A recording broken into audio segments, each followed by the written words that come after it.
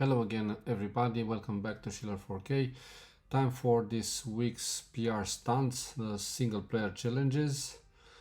They usually require the same car, actually the same class, not quite the same car.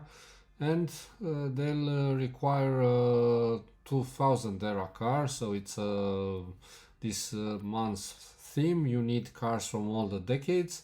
So this week's is the 2000s decades. So from 2000 to 2009 we'll need cars from these years. So we need an S1 car, so if we don't have one we need to tune it. Probably it's better to tune it for the speed the requirements challenge. But first let's tackle the drift challenge. Usually for the drift challenge you don't need to tune your car unless you want a drift tune. But if you have a Formula Drift car or some car that's very good for drifting like the Ford Evolution RS, you can use that one. But from what I remember I have some Formula Drift cars, so maybe one of them is from the 2000s era and I don't need it. So this one, the Formula Drift 599 GTB FIORANO, number 117.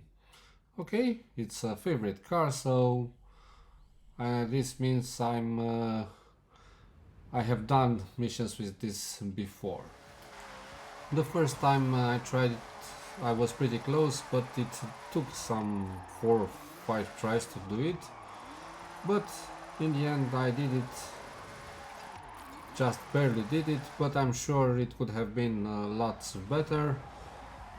And of course if you feel like you are doing a great run, just rewind whenever you feel you are in trouble, like now when I was about to tumble over and to make a 180 degrees turn. This is not allowed when drifting, so you just have to keep trying. So as you can see, when I'm almost near to the end, I was very close of not doing it also, but I managed to get over those 115,000 points needed for this PR stunt. Okay, so this wasn't a very great start, but let's try the others. The second one is the Tateyama Kurobe Alpine Route. For the ones that do not know, it's a copy of that iconic image where walls of snow are to the left and to the right of the bus and the cars go through there.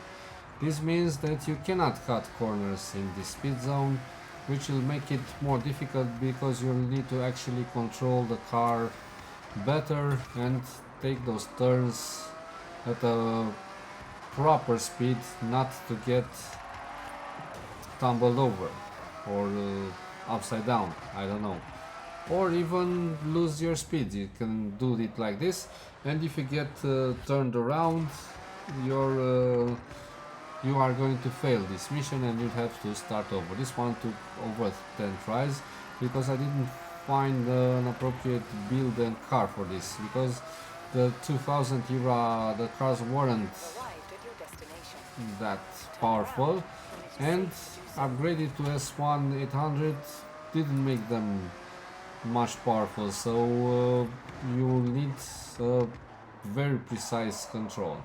But finally I have done it with the following.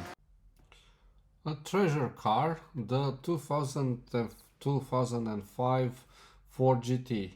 It looks very aggressive, but we're still going to need to tune it.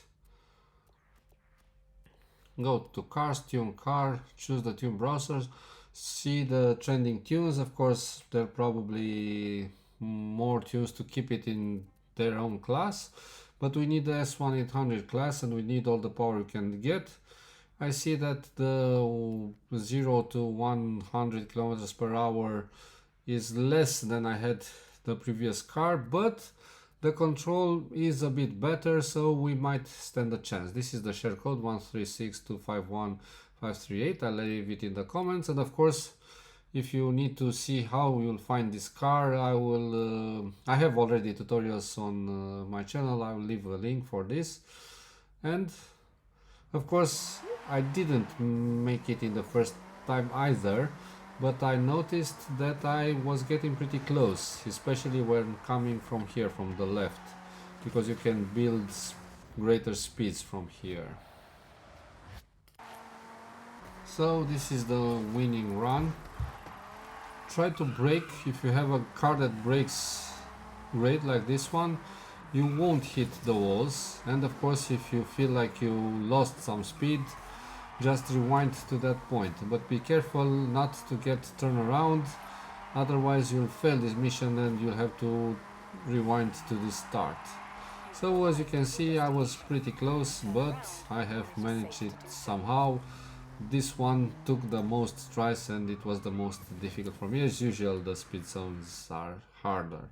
Now we only have the Hokubu time attack. You'll just need to make a lap twice using the same car.